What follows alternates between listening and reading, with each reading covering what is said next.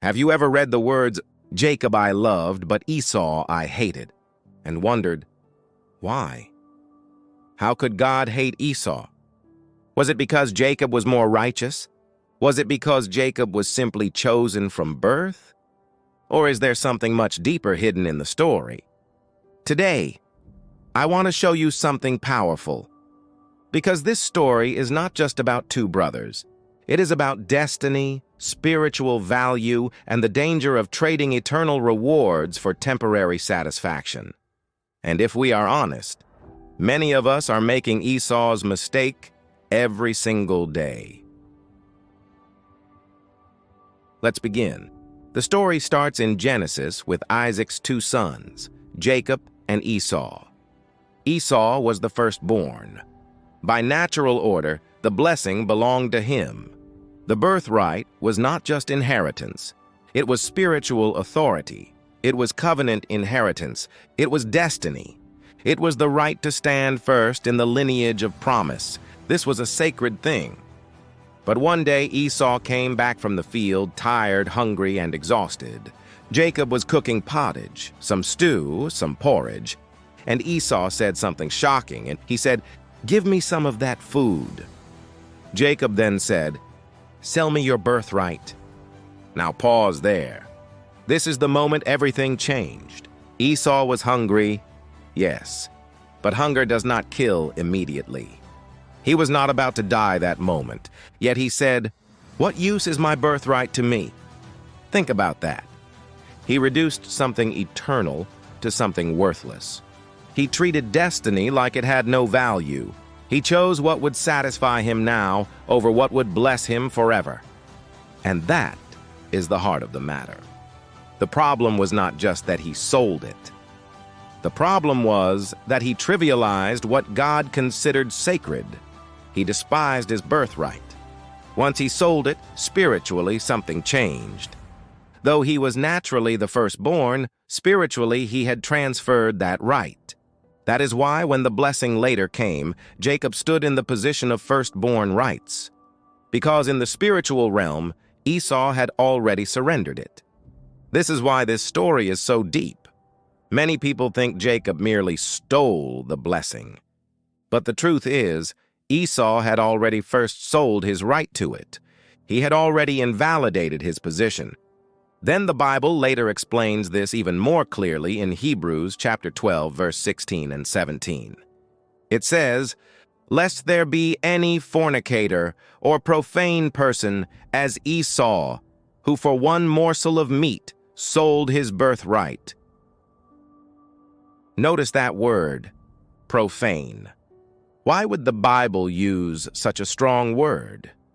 Profane means to treat something holy as common, to treat sacred things carelessly, to lose spiritual sensitivity, to value flesh above spirit. This is why Esau became a warning to generations. It was bigger than food. Food was only the symbol. The real issue was his heart. He chose immediate gratification over eternal inheritance. And this is exactly what many people still do today. People trade destiny for pleasure. People trade purpose for temporary comfort. People trade God's promise for one moment of satisfaction. Some trade it for sex. Some trade it for money. Some trade it for compromise. Some trade it for popularity. Some trade it for anger. Some trade it for pride. Some trade it for one relationship God never approved. And later, like Esau, they realize what they lost. Hebrews says afterward, when Esau wanted the blessing back, he could not recover it, even with tears. That is frightening, because tears do not always restore what carelessness destroyed. There are decisions that can alter destiny.